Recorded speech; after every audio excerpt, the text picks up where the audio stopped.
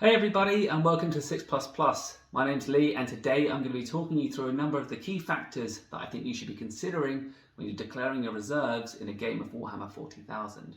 Now this video will be predominantly aimed at newer players, although I still believe that each of these considerations will be relevant for 40k play at all levels of the game. Before we begin, it's important for us to quickly define what we mean by reserves. So for strategic reserves, I mean any units arriving to the battlefield using the strategic reserves rules of either the main 40k rulebook or the very slightly modified version in the chapter approved book.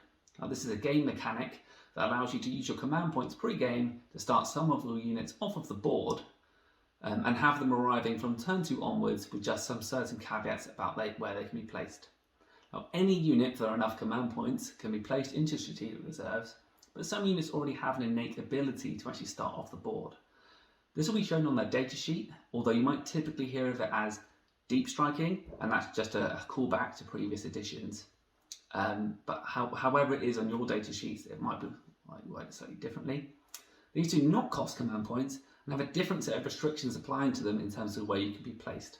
However, generally, in all cases, you must have any of your units more than 9 inches away from opponents' units. Alright then guys, with that out of the way, in true clickbait style, here are my 10 considerations I like to run through when designing my army lists, and when I rock up to the table they're broadly true for both deep striking and strategic reserves. So let's get to it. Number 1, sounds silly, check the mission. Always remember that a game of Warhammer 40,000 is a game that you win not by killing your opponent's units, but by scoring points. Now have a read over the mission and ask yourself the question, with the mission in mind, can I afford to start a number of units off the board and still have a good enough presence to score my primary and secondary objectives? Remember that you score your primary objectives only from turn 2 onwards, so you do maybe have an opportunity to bring units onto objectives if you can, but you may actually be missing out on a chance to score some secondaries early on in turn 1, simply by not having enough units to perform actions, to move to the right places, or to just attack your enemy. Number 2 then is secondaries, and you should always try and have a rough idea the types of secondaries so your army composition is good at scoring. Now there are a number of secondaries that actually go hand in hand with strategic reserves or deep striking and actually synergize very well with this. So a couple of examples of that would be something like deploy scramblers or behind enemy lines. Now if you want to be routinely looking to score these secondaries and you have units that are also well suited to doing it, i.e. they're good at performing actions, or they're durable enough to remain in your opponent's deployment zone, then it is worth considering this. Good example of units that can do this quite well are like single model infantry units such as the Tyranid Lictors, great at deploying scramblers, or more tough resilient units, maybe some Death Guard Terminators that can drop in for no CP and get you behind enemy lines. Number 3 is deployment. And each Warhammer 40,000 mission has a specific deployment map, and you'll know this before you actually have to declare any of your reserves. It can influence your decision quite a lot. As I've said, you can typically only ever deploy 9 inches away from an enemy unit, although there are exceptions.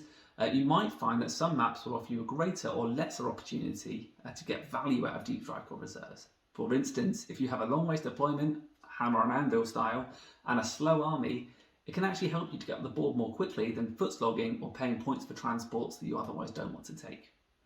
Conversely, you might find that the deployment map you're actually not going to gain a significant advantage positionally from deep striking, and yet in those cases you should start your models on the board.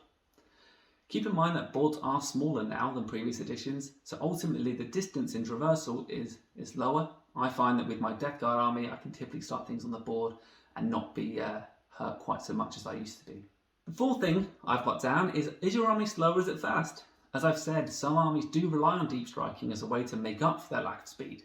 If your army is typically fast or has a lot of the fly keyword and therefore is not blocked by terrain in the movement phase, you'll probably find there's less positional advantage to be gained through deep striking, because you'll be able to slingshot your units to wherever they need to be far more easily. Number 5, look at your opponent's army and what have they brought in terms of bodies to block you from being where you want to be. When you turn up at the table, you can actually sort of take a look at your opponent and sort of see what they brought with them before you actually declare your reserves. As we've said, we have a 9-inch distance typically between where you can put your models and any other opponent's models, which can be difficult to achieve, especially if you're going to go second. There is a 50-50 chance of this now with the new rules, and if your opponent has a lot of bodies, that can be tough. If I turn up to my game and my opponent has 90 fast Kraken Hormagaunts, I'm not going to want to deep strike too much because there's a very good chance there will actually be nowhere good for me to go. And even if I can, this amount of bodies is likely to be able to prevent me from going where I want to be or getting at what I want to get at. Okay then guys, number 6. Can your opponent intercept you? Coming in from reserves can be dangerous, and there's lots of armies out there that have the ability to do damage to you when you arrive via their stratagems. Now, if you can't deploy your models without having them killed, then you've given your opponent a free shooting phase. And whilst this might only be once per phase because it's sort of locked to stratagems typically, you might just have been better starting a unit on the board and actually using that to apply some pressure rather than sort of having them killed quite cheaply. Number 7, do you have key units your opponent could actually alpha strike off the board in turn 1? Of course, there are exceptions. If you look at your opponent's list and you see what is maybe a brutal AdMech or Drakari gun line, there is a risk that going second and losing a key model or two is simply going to be too big of a loss for you to overcome in the rest of the game. In this case, starting models in reserves can be a way to guarantee you'll get the chance to use your models and hopefully have them be in fact impactful and lessen the effect of your opponent's turn 1, although again, this is not without risk.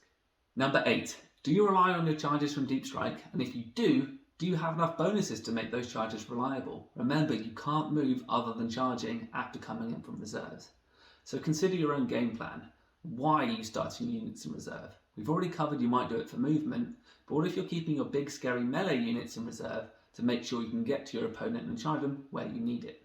Honestly, you just need to find a way to make those charges more reliable. A 9-inch charge is only about 28% likely, and even with a CP roll, it's only at about 48%. Planning your army on 9-inch charges, honestly, is a recipe for disappointment. I've been there. So just make sure that if you are planning to do this, you have a way to buff those charges. Something else to consider at this point are any screening units your opponent might have to stop you from getting into the juicy innards of their army. Even if you make the charge with your 10 Chaos Terminators, but you only get into 10 Guardsmen, you've not really gained anything, and if your expensive Terminator block can now be neutered or easily killed by your opponent, you really haven't traded up. Units with the fly keyword typically have an advantage here as they may be able to jump over these small screening units. However, a good player is still probably likely to be able to stop it from happening. Number 9, can you afford the CP? If you're planning to pay CP for strategic reserves, then consider, can I actually afford to do this? CP are a key resource in the game, and you should really consider if you think you'll have enough without spending the extra to do this as well. And lastly, number 10, I've already mentioned it, can you overcome the movement restrictions of reserves? If you're coming in from strategic reserves, then you're going to be limited to coming in from one of the edges of the battlefield. And now that changes depending which turn you're in, whereas deep strike rules typically allow you to anywhere 9 inches away from your opponent, which can be quite restrictive. Shooting armies will need to consider if they've got enough range, and potentially you may struggle to get onto your objectives and score your secondaries. Remember, when you come in from reserves, you count as having moved, so you will suffer the penalty to moving and firing heavy weapons if you're a model that suffers those anyway. And there's absolutely no circumstance in which you can move again other than charging. So this means anything that would normally allow you to move twice, i.e. Cyclic Power Warp Time, or the Swarm Lord's Hive Commander ability, do not allow you to move again after coming in from reserve, no matter what. The only movement you can do is charging. Well guys, that was a long list, and honestly not even exhaustive. I think if you can find a sort of mental checklist to your deployment steps, it'll actually go a long way in helping you to make the right choice about when you want to start units on the board and when you might not want to. Now I hope you found this video helpful, and I would love to get your feedback and let me know any other considerations that you normally run through before declaring your reserves and how you plan your reinforcements. Now, if you have enjoyed the video, we would love it if you would subscribe to the channel so you can hopefully see more of us, and we'll catch you again very soon. Thanks a lot guys, cheers.